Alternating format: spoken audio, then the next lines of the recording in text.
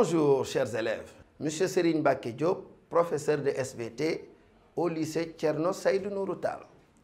Nous nous sommes réunis aujourd'hui pour étudier un aspect du programme des sciences de la vie et de la terre de la classe de terminale.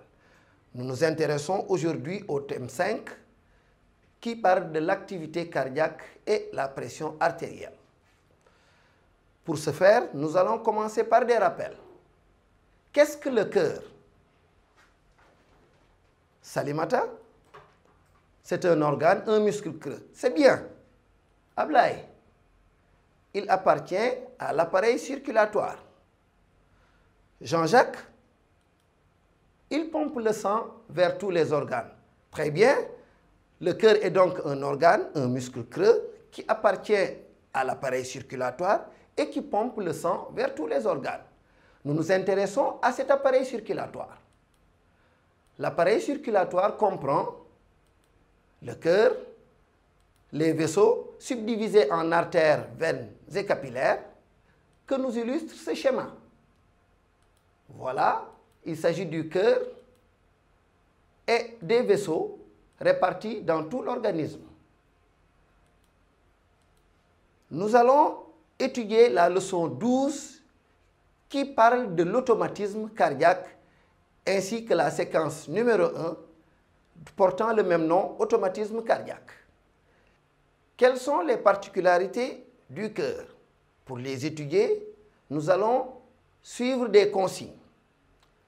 Regarde attentivement les deux vidéos et note les particularités du cœur. Ce sont les deux vidéos suivantes. L'appareil cardiovasculaire assure le transport du sang riche en oxygène et en éléments nutritifs à tout l'organisme et la conduite des résidus aux organes chargés de leur élimination. Le cœur est une pompe qui fait circuler le sang. Ses parties communiquent par des valvules ne laissant passer le sang que dans un sens. La contraction ventriculaire expulse le sang oxygéné du ventricule gauche vers l'aorte, laquelle se ramifie en vaisseaux de plus en plus fins jusqu'à se convertir en capillaire où s'opère l'échange des gaz et substances entre sang et tissu. Des capillaires, le sang emprunte le système veineux pour regagner par les veines caves l'oreillette droite. De l'oreillette, il passe au ventricule droit, celui-ci l'expulse dans l'artère pulmonaire jusqu'au poumon où il se réoxygène avant de retourner par les veines pulmonaires à l'oreillette gauche. Ce cycle, vital pour l'organisme, se répète indéfiniment.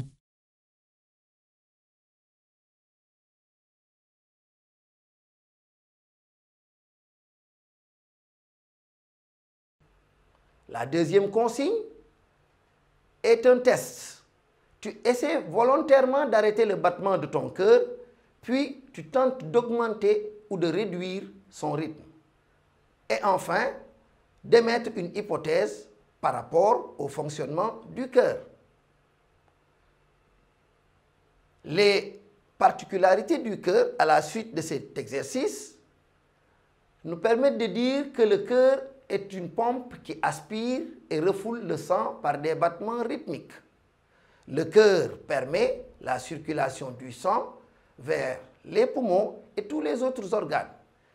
Cette activité cardiaque est primordiale pour l'organisme. Voilà ce qu'on tire de la première consigne. Le deuxième résultat, c'est d'abord de faire le constat que la volonté ne modifie pas le fonctionnement du cœur et démontrer l'hypothèse que le cœur bat de façon autonome. Mettons en évidence cet automatisme. Donc, grand 1, mise en évidence de l'automatisme cardiaque. Observation et expérience. Petit a, chez une grenouille décérébrée et démédulée, on se rend compte, après ouverture du plastron thoracique, que le cœur continue à battre malgré la destruction des centres nerveux. Petit b, un corps isolé de grenouilles, maintenu en survie par immersion ou perfusion avec un liquide physiologique, continue à se contracter de façon rythmique. Et enfin, petit c, un cœur de mammifère immergé dans un liquide physiologique continue de battre s'il est maintenu à température constante dans un sérum glucosé et bien oxygéné. Le dispositif qui le permet, c'est donc que le cœur reçoit en continu le liquide physiologique grâce à une pompe. Il en est de même pour le maintien à la température de 37 degrés. C'est assuré par un courant d'eau réalisé grâce à l'intervention d'une pompe. L'oxygénation est obtenue avec du carbogène, un mélange de 95% de dioxygène et 5% de dioxyde de carbone. Interprétons ces différentes expériences. L'expérience de la grenouille décérébrée et démédulée montre que le battement du cœur ne dépend pas du système nerveux. Les expériences de cœur isolé permettent de conclure que le cœur bat de façon autonome. Il est donc doué d'automatisme. La question qu'on peut se poser, c'est quel est le siège de l'automatisme cardiaque? Nous nous intéresserons au grand 2, au siège de l'automatisme cardiaque. Nous allons étudier donc le cœur de grenouille. En vue externe, nous remarquons que le cœur de grenouille possède principalement 2 oreillettes correspondant aux annotations B et C, un ventricule unique correspondant à la notation E et un sinus veineux correspondant à la notation F. Regardez attentivement les autres annotations et nous allons vers un petit test.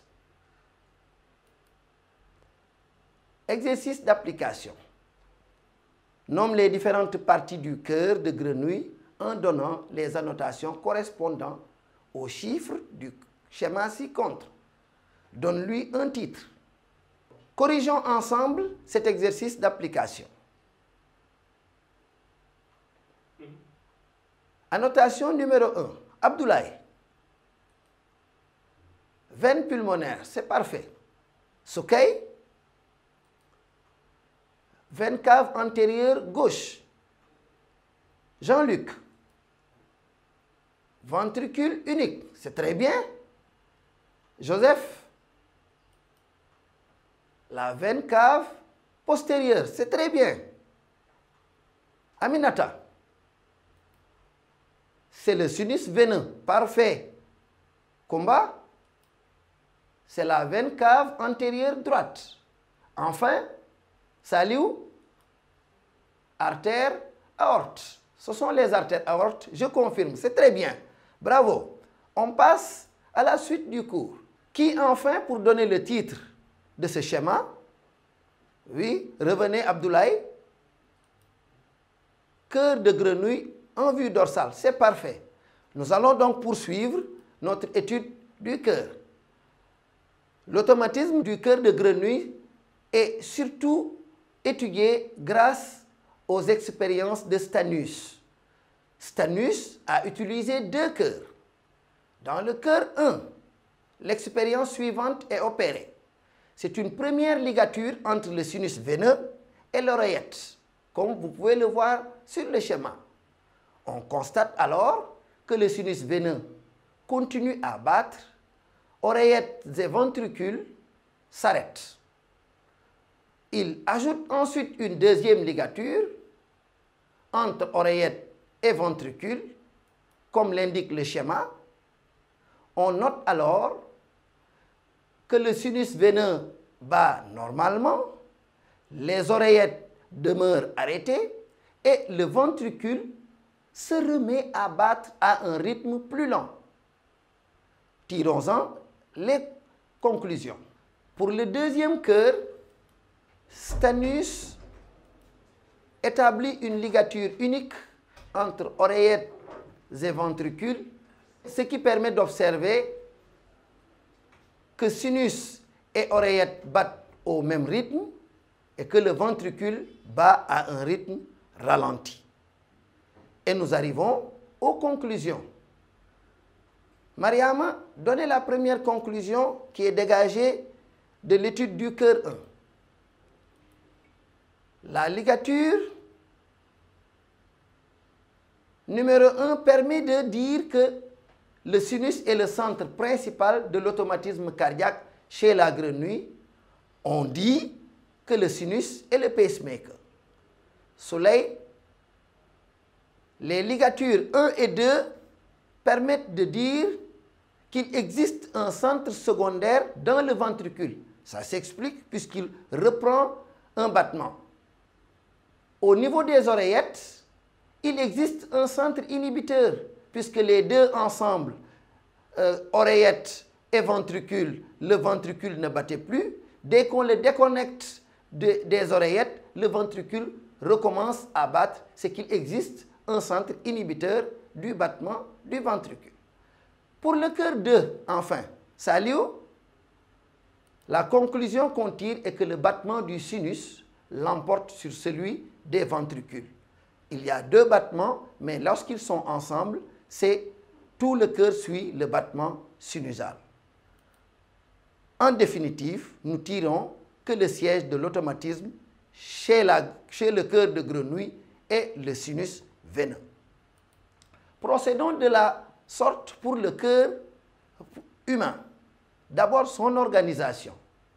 On retient qu'en vue externe, principalement que le cœur est un organe musculeux de la taille d'un poing et situé au centre de la cage thoracique. Nous avons pu le voir dans les rappels. Ensuite, le détail permet de remarquer que le cœur est enveloppé dans un sac membraneux, le péricarde, et qu'il est essentiellement constitué d'un tissu musculaire appelé myocarde. Nous allons nous intéresser à l'histologie, c'est-à-dire l'étude des tissus dans le cœur de mammifères. Ce cœur est doté de deux tissus principaux. D'abord, le tissu musculaire ou myocarde est constitué d'un ensemble de cellules myocardiques qui sont ramifiées, qui ne contiennent qu'un seul noyau, contrairement à la cellule musculaire que nous avons étudiée antérieurement. Et ces cellules sont reliées les unes aux autres par des jonctions spécialisées qu'on appelle des disques intercalaires ou qu'on nomme stries scalariformes. Scalariforme renvoie à la forme d'escalier. Donc on dit également que ces cellules sont anastomosées, c'est le terme scientifique qu'on peut aussi retenir. On remarque en culture que ce tissu n'a aucune activité spontanée. Le deuxième tissu est celui-là, qu'on trouve localisé dans tout le cœur. Il est nommé tissu nodal. Nodal est un adjectif qui renvoie à nœud parce que les cellules de ce tissu sont organisées en amas qu'on appelle des nœuds. L'observation microscopique du tissu cardiaque a montré l'existence de cellules ayant des caractères embryonnaires qui sont fusiformes, c'est-à-dire en forme de fuseau, et qui se contractent de façon rythmique spontanément. On les a nommés, il s'agit du nœud sinusal ou nœud atrio-sinusal ou encore nœud de Keith et Flack. Ensuite, vous avez le nœud septal ou nœud d'Ashov-Tawara que vous voyez former une boule au niveau donc de la cloison entre les deux, oreillette et ventricule. Et nœud sinusal et nœud septal sont reliés par des fibres internodales. Ensuite, vous avez le faisceau de His qui se commence par un tronc et qui bifurque en deux branches, donc nommées branches du faisceau de His, pour se prolonger vers la dernière structure appelée réseau de Purkinje ou encore Purkinje.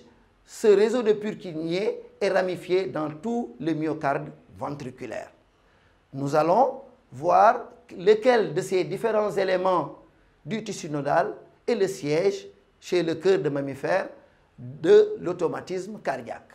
Pour ce faire, des expériences ont été menées. La destruction sélective du nœud sinusal que vous avez devant vous conduit à un arrêt du battement des oreillettes et à un ralentissement du rythme du nœud septal et du faisceau de His. Par contre, la section du faisceau de His pour un autre cœur entraîne une dissociation auriculo-ventriculaire. Ça veut dire quoi? Que les oreillettes battent à leur rythme et que les ventricules battent également à un rythme. Seule l'oreillette bat au rythme sinusal et les ventricules, après un arrêt, recommencent à se contracter à un rythme plus lent. Nous en tirons les conclusions suivantes. C'est donc le tissu nodal qui est le siège de l'automatisme du cœur de mammifère et cette commande est hiérarchisée.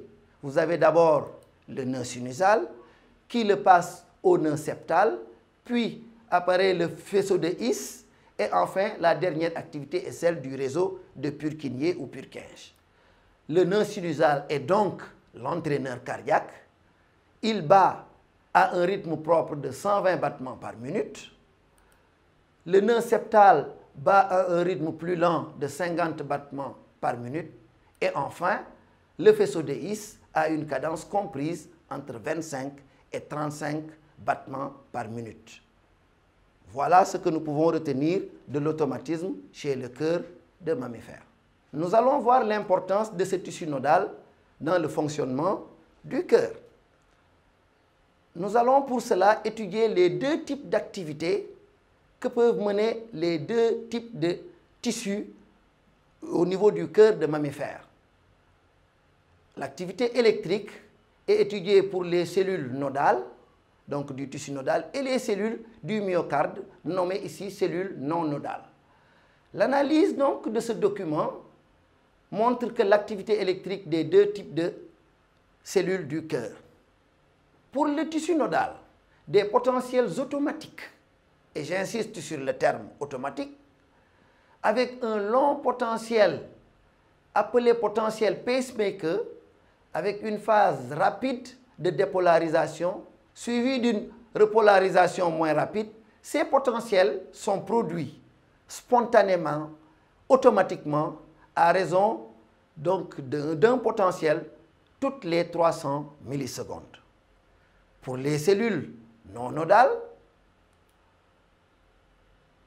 des potentiels d'action également naissent, mais avec une phase rapide de dépolarisation suivie d'un long plateau dit plateau calcique, parce que correspondant à l'ouverture des canaux calciques, vous vous rappelez donc le tissu nerveux et ses propriétés, ainsi que les canaux.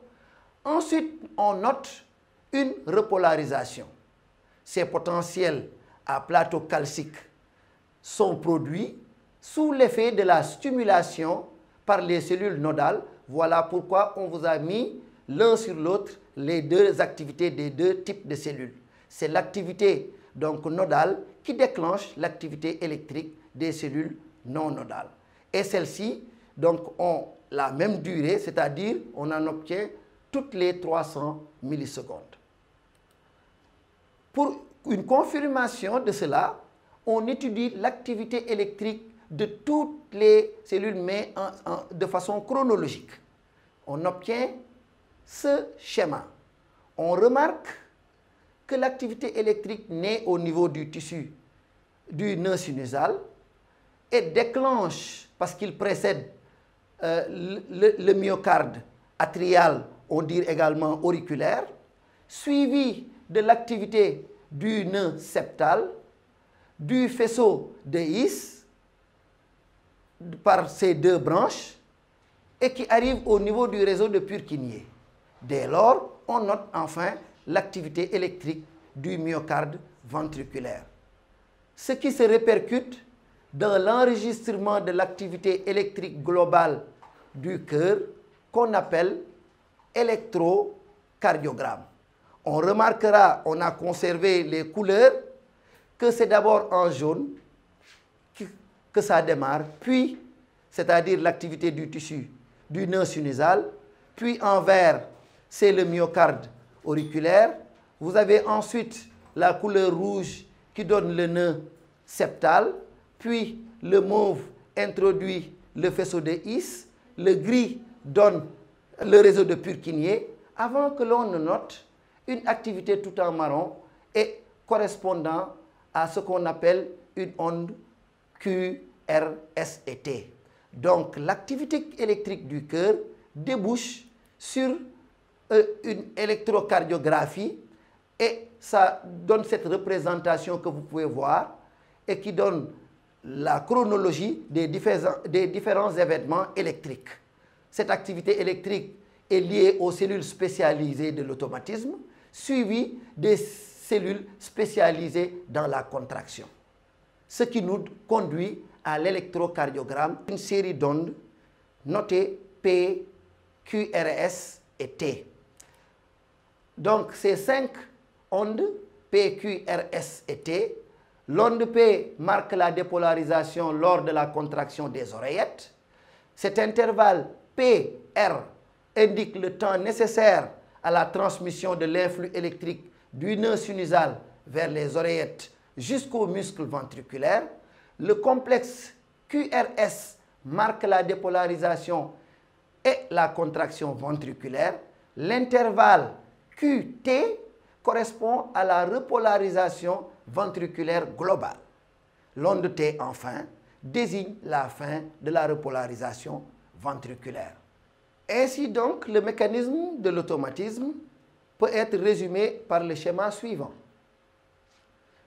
Dans ce schéma A, vous remarquerez que le nœud sinusal est le seul qui soit colorié en mauve. Eh bien, la couleur mauve va nous indiquer l'activité électrique telle qu'elle est transmise donc d'un compartiment à l'autre. Donc, l'activité électrique naît au niveau du nœud sinusal. Elle est transmise à l'oreillette, ce que nous montre le schéma B, et qui se poursuit au niveau du schéma C. Cette activité électrique atteint le nœud septal qui génère une activité électrique. Celle-ci passe par le faisceau de His au niveau de la cloison interventriculaire. Et ensuite, au niveau du schéma E, cette activité électrique, grâce au réseau de Purkinje ou Purkinje, se propage donc de l'apex vers le haut du ventricule entièrement pour provoquer plus tard la contraction de cette partie du cœur. Et nous nous retrouvons avec la situation de départ pour le A et vers un nouveau cycle. Chers élèves, nous avons ensemble eu à étudier tous les éléments qui interviennent dans le mécanisme de l'automatisme, que ce soit au niveau d'un cœur de grenouille, un batracien, ou que ce soit au niveau d'un cœur de mammifère. Et nous en avons tiré les conclusions suivantes qu'à chaque fois, il faut un déclencheur, ce qu'on a appelé un pacemaker ou entraîneur cardiaque. Lors de la prochaine leçon, nous nous intéresserons à l'activité contractile du cœur enregistrée au niveau donc des cardiographes. Je vous remercie.